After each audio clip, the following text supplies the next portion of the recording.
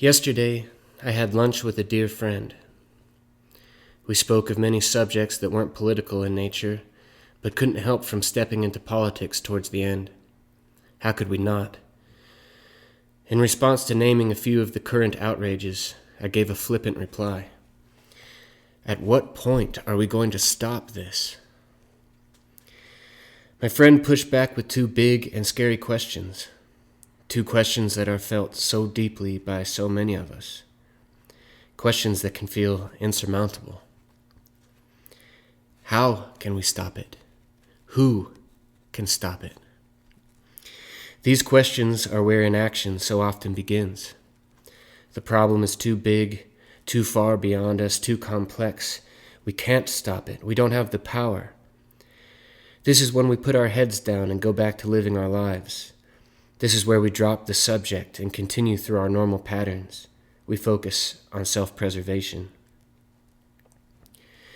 My response to him came intuitively and immediately. It's a response that plays out in my mind regularly. I don't remember my exact wording at lunch. It was likely pretty crude and informal. So I'm going to type it back out in a way that's undoubtedly more put together than whatever I actually said in real time. Read my authentic ignorance in between the lines. Yes, the situation has already left the realm of our control if looked at a certain way. We already cast our votes. And yet, the great frustration is that the answer is so simple, that our ability to change this situation is immediately and readily available to us. We just won't do it. Consumer participation is our power. Stop spending money, collectively. Crash the fucking markets. Yes, it hurts us. Yes, we'll all be punished for it. So be it. That's the price we already have to pay if we want to correct our collective mistake. Most of the Western world believes 1945 marks the entry into the global post-war era. But we usually fail to consider Germany in that. The wall didn't fall until 1989. As far as most of the German populace was concerned, they would never see the end of the war. The hardships that fascism, that their country's cruelty and ignorance made them pay for would be lifelong. They voted for it out of desperation.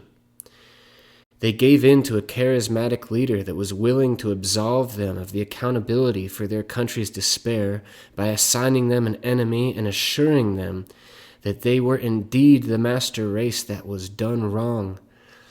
All they had to do was pledge allegiance, go along with what he said, and they did. Who ended up paying for their charismatic leader's smallness, ignorance, and violence? They all did.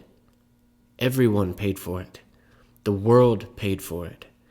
Nobody got anything back. Most paid either with their lives or for the rest of their lives. While we may not be Nazi Germany yet, we'd be fools to think we're not on that trajectory.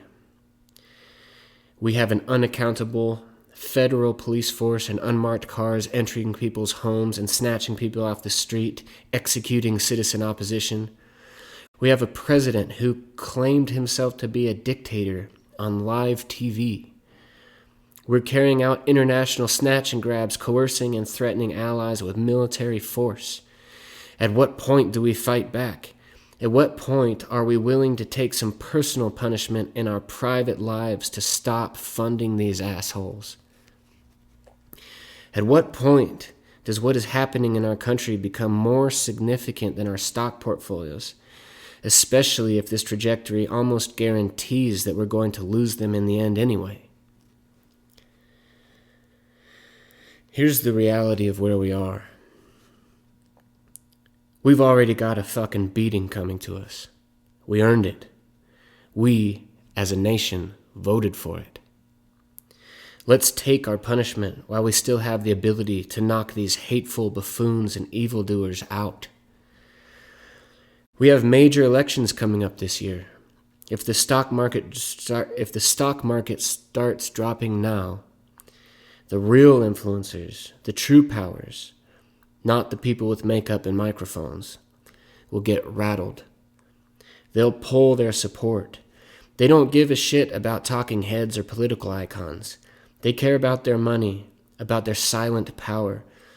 They want to keep it and will pivot their alliances on a dime to protect it. After lunch, I learned of the general strike being organized by the citizenry of the Twin Cities tomorrow, January 30th. The strikers are calling for the nation to not go to work, to not go to school, to not shop or spend money, all in an effort to starve the feds, to stop funding ICE. This is an intelligent and meaningful way to make consumer power felt. I support the national strike wholeheartedly, and I encourage everyone who is able to participate in it. Look at tomorrow's national strike as a day of solidarity, a day of unification, a day of intentionally exerting our power through collective non-participation in the economy. But don't let it stop there.